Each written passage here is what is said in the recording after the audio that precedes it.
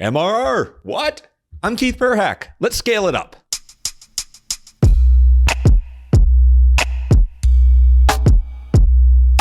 MRR is monthly recurring revenue, but it's actually different than the amount of revenue you make each month because it's normalized over the entire year. So annual plans will be divided by 12, and that's the MRR. Subscriptions that have not started yet or in the middle or are in dunning, these all affect MRR in different ways. So the MRR number that you see is a great metric to forecast how much you're making each month, but it's not the exact amount of money that's going to be in your bank account every month.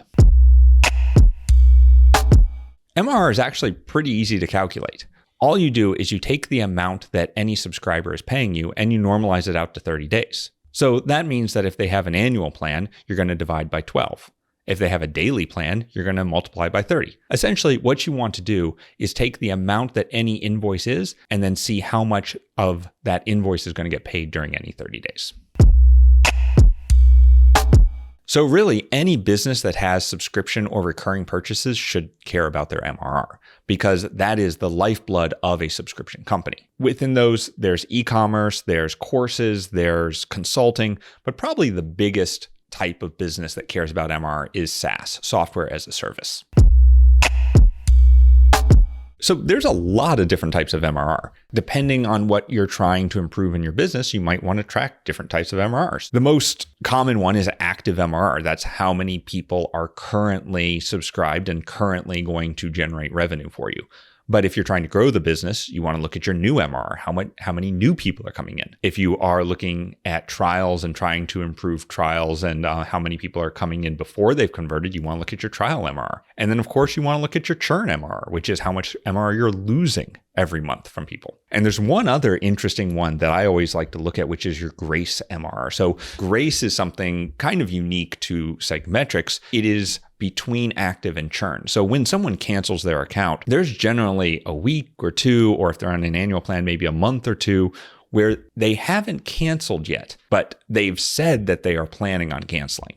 And so this is a great opportunity to identify people that you can bring back from churning before they actually churn. Because once they churn, it becomes more difficult for them to come back. But if they've just said that, hey, I don't want to use this software anymore, but the subscription's not up, you have a real chance to bring them back with discounts and stuff like that. So grace MRR is always something that I always look at together with that trial MRR to really understand, okay, what is the leading indicators of how my churn and my MRR is going to calculate out.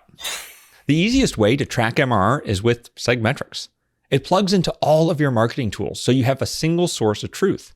Plus, you can then see how all of your marketing activities, your ads, emails, webinars, blog posts, landing page, sales calls, everything, how it all drives MRR. And that makes it easy to tie those subscribers back to where they originally came from.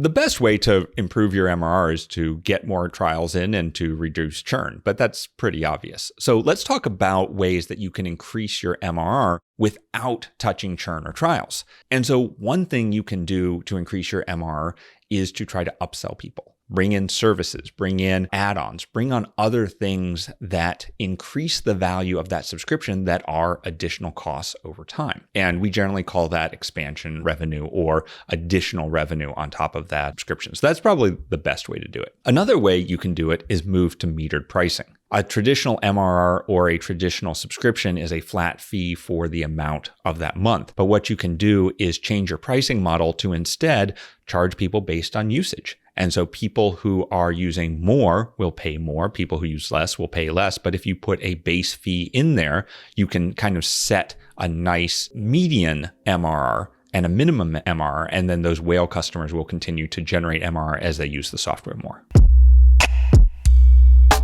It's really hard to mess up tracking MRR, but what I do see is people not understanding the ways in which you can track MRR. People just think, oh, I'm just looking at MRR, but you really want to know, where did that MRR come from, right? You want to know what channels brought in high-paying returning customers. You want to know which of your ads brought in great customers. You want to know which marketing and social media and everything brings in those people. So understanding not just the MRR, but what generated that MRR is one of the most important things you can be tracking with your metrics.